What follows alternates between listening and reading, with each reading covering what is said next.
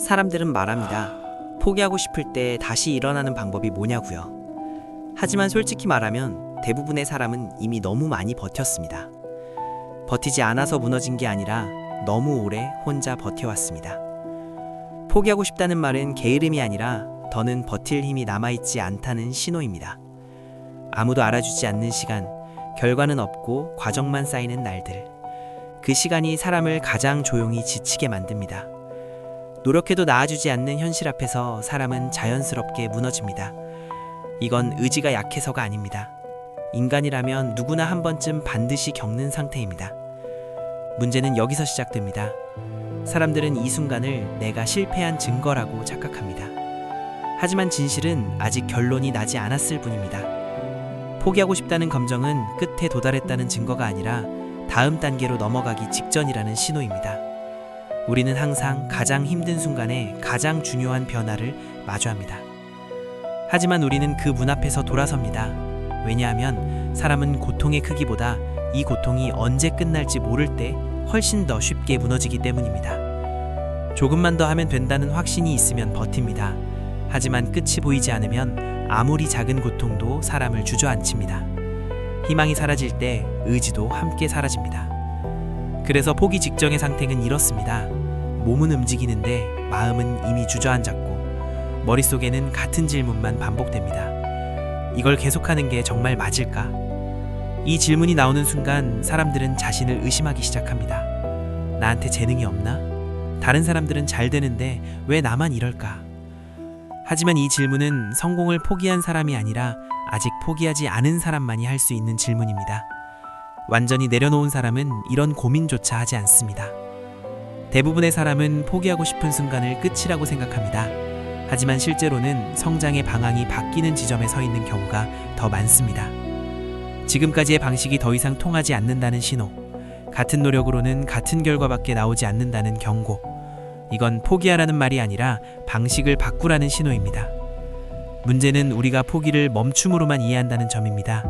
하지만 진짜 포기는 행동을 멈추는 게 아니라 생각을 멈추는 것입니다. 스스로에게 질문하지 않는 순간 모든 게 끝납니다. 사람은 두 번 무너집니다. 한 번은 현실 때문에, 한 번은 스스로에 대한 실망 때문에.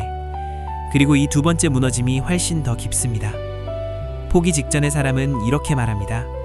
이제 와서 다시 시작해도 늦은 거 아닐까? 지금 포기하면 지금까지의 노력이 사라지는 거잖아. 이 말 속에는 두려움이 숨어 있습니다. 이 생각들은 그럴듯하지만 거짓말입니다. 사람을 다시 일어서지 못하게 만드는 건 실패가 아니라 잘못된 기준입니다. 남의 속도로 자신을 재단하는 기준 말입니다. 우리는 결과가 있어야 의미가 있다고 믿고 눈에 보이지 않으면 실패라고 정의합니다. 이 기준을 들고 있는 한 사람은 계속 스스로를 무너뜨릴 수밖에 없습니다. 다시 일어나는 사람들은 다릅니다. 그들은 이렇게 생각합니다. 오늘 포기하지 않았으면 오늘은 실패가 아니다. 이 단순한 기준이 삶을 다시 움직이게 합니다. 남들보다 느려도 아직 결과가 없어도 오늘 포기하지 않았다면 그날은 살아낸 날입니다. 그리고 살아낸 날은 반드시 쌓입니다. 포기 직전엔 길이 맞는지 묻지 마세요. 지금은 판단할 위치가 아닙니다. 아직 중간에 서 있는 사람에게 모든 길은 틀려 보이기 마련입니다. 지금은 묻지 말아야 합니다.